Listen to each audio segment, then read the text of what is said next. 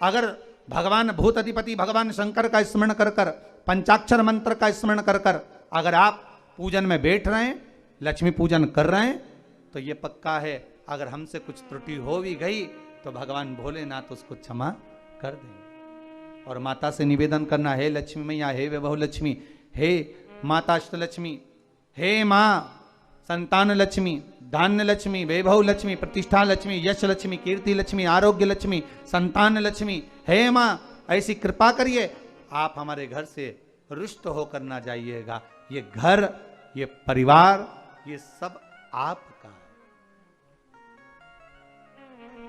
सब आपका है, ये किसी दूसरे का नहीं। मां पूजन करते समय माता लक्ष्मी से जरूर कहें, मां 4 साल हो गए, 2 साल हो गए, ये 2 वर्ष जो ये कोरोना महामारी में गए हैं, ये वर्ष जो बेकार निकल गए हैं, मां हो सकता है आप हमसे रुष्ट हो गई हो, पर आज क्षमा मांगकर अपने घर में आप प्रवेश करिए। मां आइए हमारे घर में, आप पधारिए। मां महाराज कितना सुंदर संवाद है। एक साहूकार की बेटी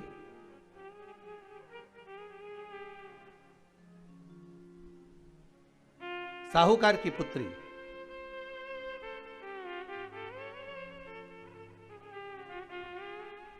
पीपल के वृक्ष के नीचे, बेलपत्री के वृक्ष के नीचे, आंवले के वृक्ष के नीचे प्रत्येक अमावस्या को दीप लगाने जाती थी। उसका नियम था।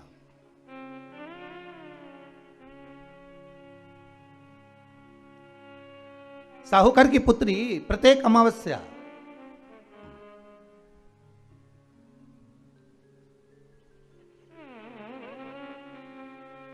तीन दीप, एक बेलपत्री के नीचे, एक आंवले के नीचे, एक पीपल के नीचे लगाने जाते। महाराज आज नारायण ने कृपा कर दी। और क्या कृपा करी कि आज सरस्वती, पार्वती और लक्ष्मी तीनों इन वृक्षों के नीचे जाकर विराजमान हो गई।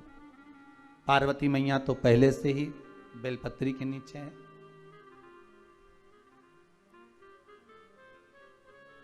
स्वयं सरस्वती मैया, लक्ष्मी मैया आंवले और पीपल के नीचे विराजमान हो गई। अब आज तीनों देवियों में बात हो रही है, आज तीनों देवियों में चर्चा हो रही है कि यदि आज अगर कोई दीप लगाने आया और पहला दीप जिसका लगेगा तो ये पक्का है कि मैं लक्ष्मी उसके घर में प्रवेश करूंगी।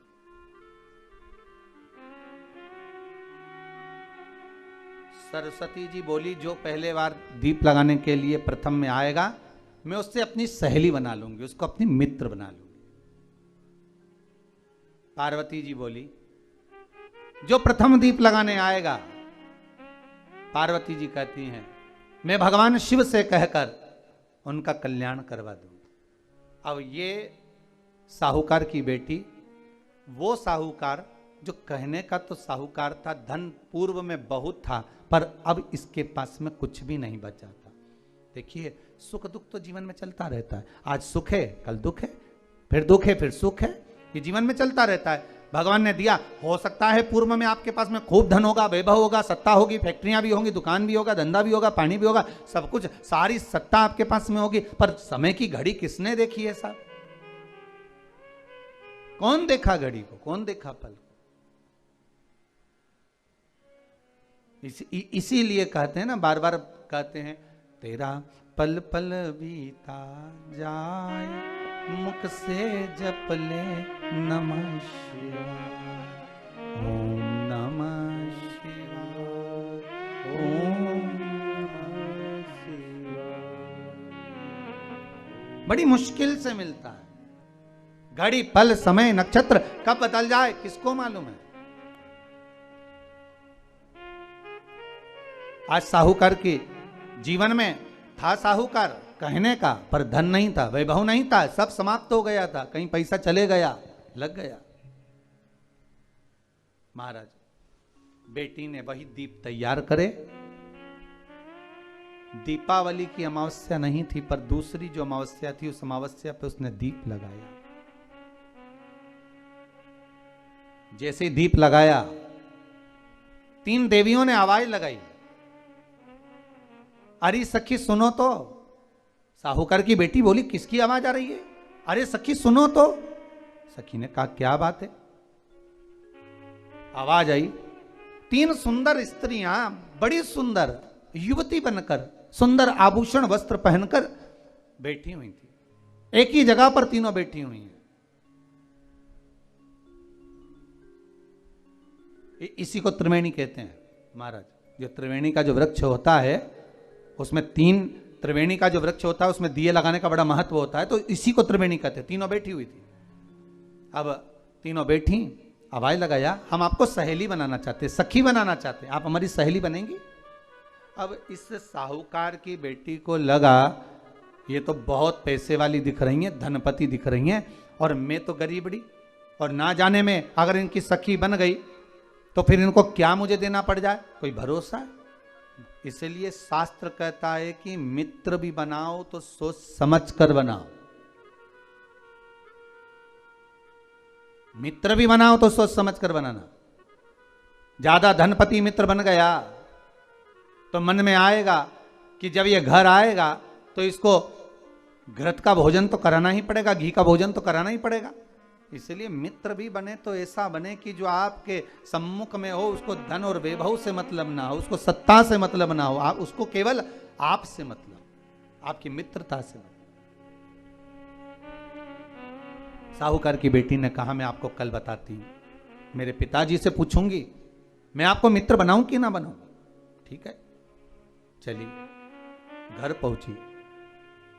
पिताजी, मुझे 3 सखियां मिली हैं, एक सरस्वती है, एक पार्वती है और एक लक्ष्मी है। अच्छा, पीपल, आंवला और बेलपत्र तीनों वहां विराजमान। अच्छा, क्या कह रही हैं? सखी बनाना चाहती। पिताजी ने कहा, बन जाओ सखी, सखी बनने में दिक्कत क्या है, बनो। अब दूसरी अमावस्या पे जब वो गई और जाकर उसने कहा कि मैं आपकी सखी बन सकती हूं, तीनों प्रसन्न हो गई।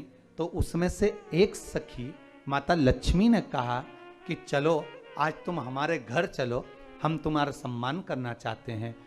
सखी को माता लक्ष्मी अपने घर ले गई। साहूकार की बेटी को जब घर लेकर गई, सुंदर सोने की चौकी, सोने की थाली और सोने के गिलास, पकवान एक से बढ़कर एक माता लक्ष्मी ने जब साहूकार की बेटी के सामने परोसे, इधर माता सरस्वती, इधर माता पार्वती नजदीक में बैठ गई और साहूकार की बेटी पकवान को पाने लगी।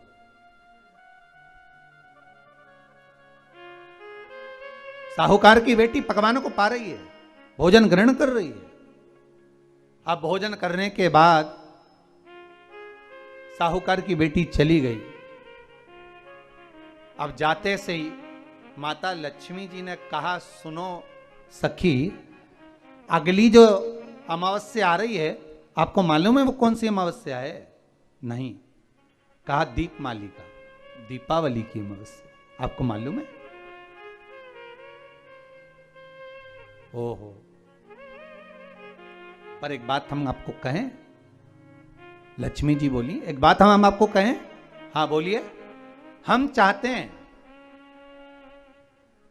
इस अमावस्या को आप हमारे घर आई हो, अगली अमावस्या को हम आपके घर आना चाहते हैं, क्या आप हमें बुलाएंगी? सखी ने कहा, साहूकार की बेटी बोली, अगर आपका मन है आने का तो आप आओ, मना नहीं है। साहूकार की बेटी हूं मैं। लक्ष्मी जी ने मन में सोचा, ठीक है, तैयारी करो। आज साहूकार की बेटी घर पहुंची तो पिताजी ने पूछा, बेटी आज बहुत देर हो गई तुझे आने में, कहां रह गई थी तू, कहां रह गई तू? बेटी कहती है, 3 सखियों के घर गई थी, आने में देरी हो गई, पर मेरी सहेली माता लक्ष्मी जी कह रही हैं कि अमावस्या के दिन मैं तुम्हारे घर में आऊंगी। तो पिताजी ने कहा उसमें क्या दिक्कत है, तैयारी करो। तो पिताजी घर में अपने खाने के लिए तो कुछ नहीं, तो माता लक्ष्मी को क्या खिलाएंगे। कई लोग कहते हैं कि दीपावली पे ना तो हमारे यहाँ घी है, ना हमारे यहाँ तेल है, ना हमारे यहाँ कपास है, ना हमारे यहाँ पर मिठाई बन रही है, ना हमारे यहाँ अच्छे वस्त्र हैं, हम क्या पहने माता लक्ष्मी को रिझाने के लिए। परशु महापुराण की कथा कहती है अगर आपका भरोसा, आपका विश्वास, आपकी दृढ़ता परमात्मा के चरणों में लगी है तो परमात्मा लक्ष्मी पूजन की व्यवस्था भी वही कर देगा कि लक्ष्मी जी का सम्मान कैसे करना, आदर कैसे करना है। घर में बच्चों का विवाह होता है, टेंशन आपको होता है, परमात्मा पर छोड़ दो, भगवान विवाह कराने वाला होगा, भगवान पाणिग्रहण संस्कार कराएगा, भगवान व्यवस्था करेगा, क्योंकि जन्म उसी ने दिया है तो मृत्यु भी वही देता है, जन्म उसी ने दिया है तो पाणिग्रहण संस्कार भी वही करा देता है। क्यों सोचना। साहूकार ने कहा बेटी तू इतनी जल्दी हिम्मत हार गई कि तेरे घर में कुछ नहीं है। गाय का गोबर ला, लीपन कर, घर को पोंछ, कचरा उठाकर बाहर फेंकिया। पिताजी घर में तो कचरा भी नहीं है कि जिसका प्रयोग करा जाए, कचरा उठाकर बाहर फेंकिया। चौक पूर, पिताजी चौक पूरने के लिए तो मेरे पास में कुछ है ही नहीं, जो दीवार पर पोत रही है वही मिट्टी को पोत दे, चौक पूर।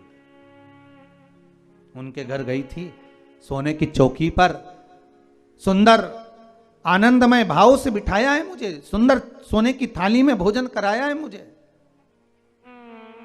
अब मैं क्या दूं। पिताजी कहते हैं अगर लक्ष्मी आपकी सहेली अगर आ रही है, बड़ी धनपति है, तो व्यवस्था भी वही करेगी। अब लक्ष्मी तो जाने की तैयारी में, सरस्वती उनके साथ जाने की तैयारी में, पर माता पार्वती नहीं गई। माता पार्वती ने कहा आज मैं नहीं जाऊंगी। क्यों? आज मुझे अमावस्या का दिन है ना, इसलिए बेलपत्री के पेड़ के नीचे मुझे रहना पड़ेगा। तो माता पार्वती बेलपत्र के पेड़ के नीचे रुक गई। अब ये दोनों जाने के लिए तैयारी करी, लक्ष्मी और सरस्वती जाने लगी। साथ में उन्होंने गणेश जी को ले लिया, रिद्धि सिद्धि को ले लिया और साहूकार के यहाँ जा रही हैं। जैसे ही साहूकार के यहाँ जा रही थी, इतनी देर में माता पार्वती को लगा कि इसके पास में जिमाने के लिए, रखने के लिए कुछ नहीं है। माता पार्वती ने एक चील का रूप लिया और उड़ती हुई एक राजकुमारी के हार को, रतन जड़ित हार को लेकर मां पार्वती गई और साहूकार के घर में उस फेंक दिया। साहूकार के दरवाजे पर जैसे फेंका, बेटी ने झाड़ू लगाते समय देखा कि कचरा, ये हार कहां से आ गया। पिताजी को दिखाया, अल्लाह मैं जाऊं, और साहूकार लेकर गया हार को। जो सेठ को दिखाया, महाराज ये हार तो करोड़ों का है, कोई साधारण नहीं।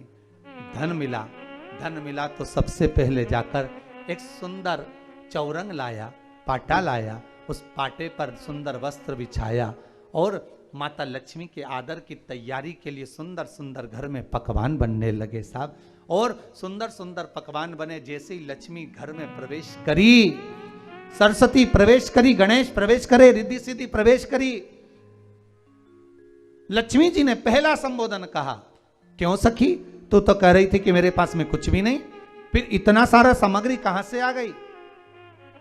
सखी कहती है मेरे पिताजी कहते थे जिसके मंदिर में दिया लगाया है, जिस वृक्ष के नीचे दिया लगा कर आई है, जहां जिस देवता को पूछ कर आई है, विपदा की घड़ी में वही देवता आकर खड़े होते हैं। ना जाने कहां से हार मिल गया, ना जाने कब प्रसाद बन गया।